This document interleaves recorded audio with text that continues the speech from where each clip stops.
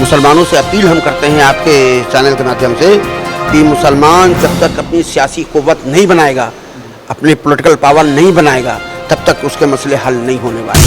अगर देश का मुसलमान ये चाहता है कि हमारा भला हो और वंचित समाज का भला हो, चाहे दलित समाज हो, चाहे बैकवर्ड हो, जब आप ताकतवर होंगे तब दूसरे की आप मदद कर सकते हैं।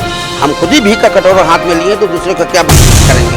सारी पार्टियां ये चाहती हैं कि इनकी सियासी ताकत न बनने पाए, इनकी क़यादत न मजबूत होने पाए। सारी पार्टियां एक होकर के हमारे पीछे लगी हुई हैं, हमारी पार्टी के, हमारे नेताओं के पीछे लगी हुई हैं। जिससे जैसे भी हो सकता है बहला रहा, फुसला रहा, लालच दे रहा, पैसा दे रहा, जैसे जैसे तोड़ रहा तोड़ है। लेकिन जो वाकई हमारे मुसलमान हैं वो जानने वाले टस से मस नहीं है। वो इसलिए कह रहे हैं कि सब राज करें लेकिन तुम ना करो। हम सिर्फ वोट बैंक मान करके सारे पार्टी इस्तेमाल करना चाहती हैं। अगर हम इकट्ठा हो जाएंगे तो जो 4-6% के लोग 4-5 में मुख्यमंत्री बने, वो सब के सब नंगे हो जाएंगे। हमारे वोट से सब वो कर रहे हैं और जब हुकूमतें कर रहे हैं और हमारे ऊपर जब जुल्म अत्याचार होता है तो किसी के फूटी जबान से एक अल्फाज नहीं निकलता है। क्यों? हम पूछना चाहते हैं आपके चैनल के माध्यम से कि आखिर ऐसा क्यों?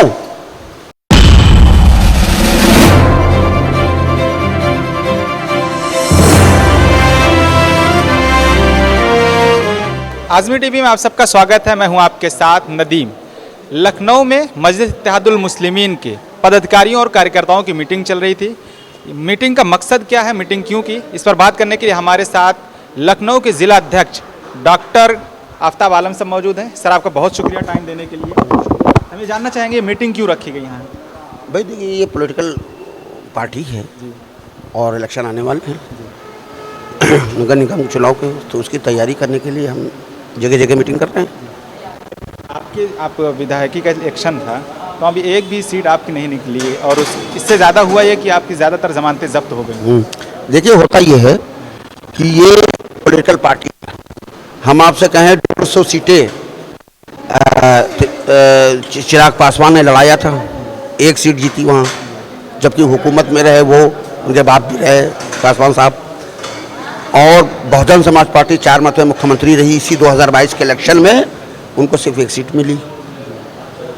तो ये कोई वो नहीं है। देखिए, इसलिए ये लोग उंगली उठाते हैं। किसी को नहीं, कोई नहीं चाहता है कि इनकी पॉलिटिकल पावर बने, सियासी जमात बने, इनकी क़यादत मजबूत हो। कोई पार्टी नहीं चाहती, तो वो पार्टी हुचकाते हुए लोगों से क्वेश्चन कराती है। तो इसमें कुछ 50 साल कांग्रेस पार्टी, उसके 2 MLA जीते, तो इसके लिए क्या किया जाएगा? हम लोग तो शुरू का दौर है। लोगों का ये कहना है कि आप जीतते इसलिए नहीं है कि आप सोशल मीडिया पर ज़्यादा मेहनत करते हैं, संगठनात्मक तरीके से कोई मेहनत नहीं। ऐसा नहीं है। हमारे ज़्यादातर ज़िले के वो बैठे हुए हैं, पूरी टीम मौजूद थी। हमारे 9 विधानसभा में 6 विधानसभा अध्यक्ष हैं, जिसमें से 4 विधानसभा अध्यक्ष हमारे आए थे। अभी मसला इस बात नहीं, ये कहने के पर नहीं है। हम लोग जानते हैं कि कितनी हम लोग, हमारी टीम, हमारे लोग मेहनत कर रहे हैं, कोशिश कर रहे हैं। सीटें क्यों नहीं निकलती हैं, बता सकते? देखिए, ये जीतना हारना तो ये अलग बात है। मतलब ये तो इलेक्शन है, कोई हारेगा कोई जीतेगा। पार्षदी के इलेक्शन में 50 साल से 60 साल एक छत्र राज करने वाली कांग्रेस, उसकी तो 2 ही सीटें निकली। तो अगर उनके कंपेरिजन में तो हम तो बिल्कुल बच्चे हैं। अभी इससे आपकी भी पार्टी बहुत पुरानी है। यूपी में हम की बात कर रहे हैं। हाँ, पार्षदी में कितनी सीटें लड़ रही हैं? पार्षदी में इंशाल्लाह ज़्यादा कोशिश करके हम ज़्यादा लड़वाएंगे और हमारे आवेदन हम करा रहे हैं सभासदों की। कई सभासद हमारे कैंडिडेट आ चुके हैं और डेली बात चल रही है। और ये एक वक्त आ जाए थोड़ा से, तब हम बताएं कि कितने करना है। हम तो चाहते हैं कम से कम ज़्यादा से ज़्यादा जितने लड़ा पाएंगे उतना लड़ाएंगे हम। इल्ज़ाम लगता है कि आप बीजेपी के लिए काम कर रहे हैं, हालांकि आपके जो विधायक जीत के भी आए थे बिहार में, वो आप दूसरी पार्टियों में चले गए। इसके पीछे रीज़न क्या है? मतलब आपकी जो लीडरशिप है उसकी कमज़ोरी है, विधायकों की कमी? देखिए, विधायकों का आना जाना तो अलग बात है। हम लोग तो 4 विधायक गए, शिवसेना के 40 चले गए। उसका वो किसके काम कर रहे हैं, वो किसके लिए काम कर रहे हैं? जो लोग ये कह रहे हैं हमको कि ये दूसरे के लिए काम कर रहे हैं, बीजेपी के लिए कर रहे हैं, हाँ, तो वो शिवसेना किसके लिए काम कर रही है जिसके 40 विधायक चले गए? बड़ी मुश्किल से आप लोग विधायक आए, 5 विधायक आए, इसमें से 4 चले गए। कोई बात नहीं, ये देखिए बाकायदा प्री प्लान सारी, हमने आपसे अभी बताया कि सारी पार्टियां ये चाहती हैं कि इनकी सियासी ताकत न बनने पाए, इनकी क़यादत न मजबूत होने पाए। सारी पार्टियां एक होकर के हमारे पीछे लगी हुई हैं, हमारी पार्टी के हमारे नेताओं के पीछे लगी हुई हैं, जिससे जैसे भी हो सकता है बहला रहा, फुसला रहा, लालच दे रहा, पैसा दे रहा, जैसे जैसे तोड़ रहा तोड़ रहे। लेकिन जो वाकई हमारे मुसलमान हैं वो जानने वाले टस से मस नहीं है। आज तो अल्हम्दुलिल्लाह काफ़ी जगह जगह आपने देखा होगा हमारा पूरा संगठन भी मौजूद है और कोशिश कर रहे हैं वो स्तर पर भी, और तमाम वार्डों में वो स्तर पर भी हमारा संगठन मजबूत हो रहा। और इसके लिए तो नहीं कहा जा सकता है कि कौन क्या कह रहा है, कौन इसलिए कह रहा है, वो क्यों कह रहे हैं हमको, वो इसलिए कह रहे हैं कि सब राज करें लेकिन तुम ना करो। हम सिर्फ वोट बैंक मान करके सारे पार्टी इस्तेमाल करना चाहती हैं। अगर हम इकट्ठा हो जाएंगे तो जो 4-6% के लोग 4-5% मुख्यमंत्री बने, वो सब के सब नंगे हो जाएंगे हमारे वोट से। सब वो कर रहे हैं, और जब हुकूमतें कर रहे हैं और हमारे ऊपर जब जुल्म अत्याचार होता है तो किसी के एक फूटी जबान से एक अल्फाज नहीं निकलता है। क्यों? हम पूछना चाहते हैं आपके चैनल के माध्यम से कि आखिर ऐसा क्यों हम ये पॉलिटिकल पार्टियां हमारे साथ कर रही हैं? तो इसका मकसद सिर्फ यही है, उसका सिर्फ एक रीज़न है कि कोई नहीं चाहता है कि इनकी सियासी ताकत बने। बिहार यूपी में, चाहे बिहार हो चाहे यूपी हो, यूपी में अखिलेश यादव आवाज़ उठा रहे हैं ना, प्रयागराज में जो भी घर गिरा। देखिए कोई आवाज़ नहीं उठा रहा, ये सब फ्रॉड कर रहे हैं, सब के सब फ्रॉड कर रहे हैं।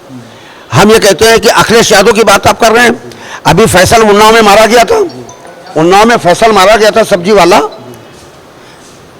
तो एक ट्वीट तक नहीं आया अखिलेश यादव का। और वहां पर मनीष गुप्ता मारा गया गोरखपुर में, 21 लाख रुपए लेके पहुंच गए और वह एक घर की नौकरी दिलाई। क्यों? ऐसा क्यों हो रहा मेरे साथ? बिल्कुल। अरे अब इससे तो क्या हो सकता है? वोट हमारा, राज तुम्हारा, अब नहीं चलेगा, जो कुछ होना था हो गया। अभी तक हमारे पास कोई विकल्प नहीं था।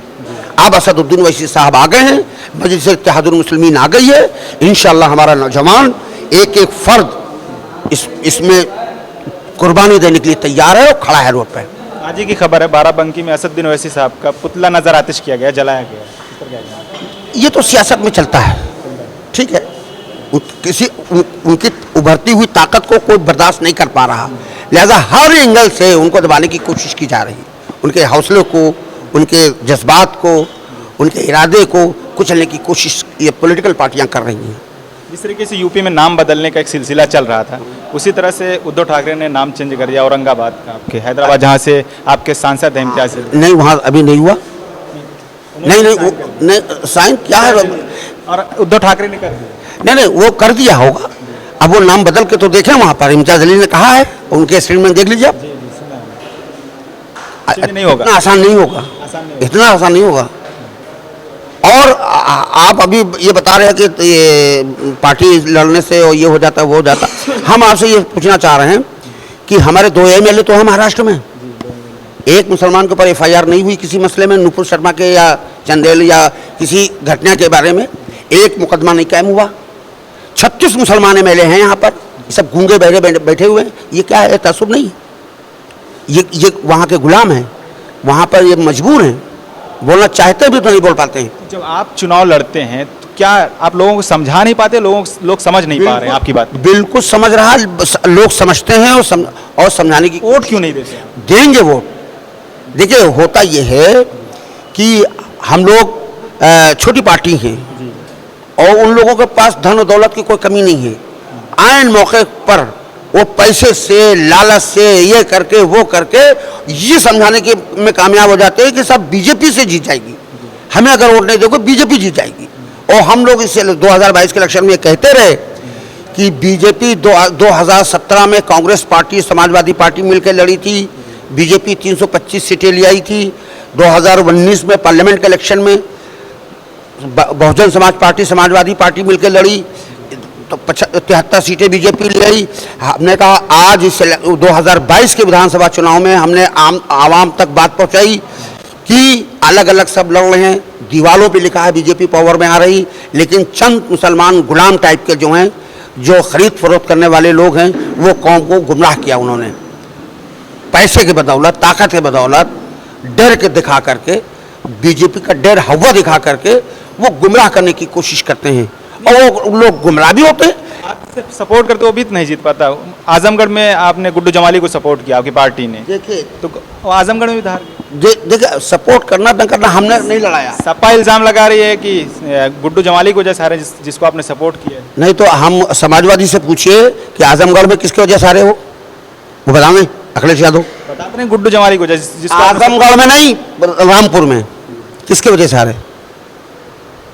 अगर वहां गुड्डू जमाली के वजह से हारे और ये 50 साल तक हारते रहे, हम लोग हम जीते ना जीते लेकिन अपना वोट आप परसेंटेज बनाएंगे, हमको कोई परवाह नहीं कोई बीजेपी जीतेगी, कोई जीतेगा, कौन जीतेगा। लेकिन हम इनसे पूछ रहे हैं कि रामपुर में कोई कैंडिडेट नहीं लड़ा था, वहां कैसे ये हार गए अखिलेश यादव? इसका जवाब दें। उन्होंने कहा ना कि प्रशासन ने हमको हराया है। कुछ मतलब हम करें तो हार है और तुम करो तो वो, मतलब ये भी एक फ्रॉड है। कौम को गुमराह बातें हैं, ये गुमराह करने वाली बातें हैं। उनको प्रशासन ने मतलब वहाँ प्रशासन ने छूट दे दिया। यहाँ वहाँ रामपुर की सरकार दूसरी थी और आजमगढ़ की सरकार दूसरी थी, वहाँ पर प्रशासन ने वोट नहीं डालने दिया और वहाँ पर प्रशासन ने वोट डाल दिया और गुड्डू जमाली को जैसा हार गए। कितना बड़ा फ्रॉड करेंगे भाई, ये कौम को गुमराह कर रहे हैं। लेकिन गुमराह करने के बावजूद अब कौम इनके फंदे में नहीं फंसने वाली है। मुसलमान समझ चुका है कि 2022 के इलेक्शन में 36 एमएलए मुसलमानों ने जिताए और हुजूर की शान में गुस्ताखी करने वाले के खिलाफ एक ट्वीट तक नहीं आया अखिलेश यादव का। अखिलेश यादव ने एक भी ट्वीट नहीं किया। क्या किया? जबानी कह देना, तो इस पर आपका इंटरव्यू दे देना, कह रहे अमली जामा क्या किया? अमली जामा क्या? अगर ये चाहते तो ये कुछ एनआरसी का मामला हो, चाहे तलाक सलासा का मामला हो, चाहे ये मामला हो, ये इनकी औकात नहीं थी। लेकिन ये खुद नहीं चाहते हैं। अच्छा, चूंकि वजह इनके इतने गुनाह हैं, ये डूबे हुए हैं ये लोग, चाहे बहुजन समाज पार्टी के लोग हों, चाहे कांग्रेस के लोग हों, चाहे सपा के लोग हैं, इतने गुनाहगार खुद अपने गुनाहों को छुपाने के लिए सरकार में हाँ में हाँ करते हैं। इनकी मजबूरी है, बिल्कुल इनकी मजबूरी है। साफ हम जानना चाहेंगे, जैसे नुपुर शर्मा का मामला, अब तो कोर्ट ने कह दिया कि जो कुछ भी देश में हालात हैं वो नुपुर शर्मा की वजह से। क्या जो उदयपुर की घटना हुई है, उसमें गर्दन मार दिया है कन्हैया लाल का, आप उसको सही मानते हैं? बिल्कुल गलत है। हमारी पार्टी ने कभी नहीं कहा, हमारे ओवैसी साहब ने 12 आप देख लीजिए उठा करके, उन्होंने कहा कि ये जो बदमाशी की गई उनको सजा मिलनी चाहिए, लेकिन सजा उनको भी मिलनी चाहिए, पहलू खान को भी सजा मिलना चाहिए जो उसको मारा, इखलाक को मारा उसको भी सजा मिलना चाहिए, कन्हैया को मारा उसको भी, टेलर को मारा उदयपुर में उसको भी सजा मिलनी, सबको मिलनी चाहिए सजा, एक को मिलनी चाहिए। जो गुनाह कर रहे, जो गुनाहगार हैं, सबको गुनाहगार उसी कैटेगरी में समझा जाए। ये जो सर तन से जुदा का नारा है, ये कैसे, इसको कैसे देखते हैं आप? जब इस तरह के लोग हमारे मुल्क में नहीं दिया गया, अब तो चल रहा है ना, नहीं, जिसने मारा वो यही नारा देकर मारा। किसने? जिसने कत्ल किया कन्हैया लाल का, वो यही नारा बोला। बाद में जो वीडियो आई तो उसके लिए ये कहा गया है, ये गैर कानूनी उन्होंने किया है, कत्ल नहीं करना चाहिए था। जो एहतजाज आप कराएं, हमने भी एहतजाज किया, लेकिन संविधान के दायरे में करना चाहिए। इतने जज्बात में नहीं आना चाहिए कि किसी का खून बहा दिया जाए। खून बहाना गलत है, किसी का भी हो, ये गलत है, बिल्कुल गलत है, 100% गलत है। और हम वहाँ के हुकूमत से मांग करते हैं कि सख्त सख्त कानून लगाकर उसको जेल में भेजना चाहिए, उसको सजा देनी चाहिए। एक आखिरी पैगाम मुस्लिम कम्युनिटी के नाम, पूरे देश के नाम हम ये कहना चाहेंगे, मुसलमानों से अपील हम करते हैं आपके चैनल के माध्यम से कि मुसलमान जब तक अपनी सियासी क़ुव्वत नहीं बनाएगा, अपने पॉलिटिकल पावर नहीं बनाएगा, तब तक उसके मसले हल नहीं होने वाले हैं। अगर देश का मुसलमान ये चाहता है कि हमारा भला हो और वंचित समाज का भला हो, चाहे दलित समाज हो, चाहे बैकवर्ड हो, जब आप ताकतवर होंगे तब दूसरे की आप मदद कर सकते हैं। हम खुद ही भीख का कटोरा हाथ में लिए तो दूसरे का क्या करेंगे?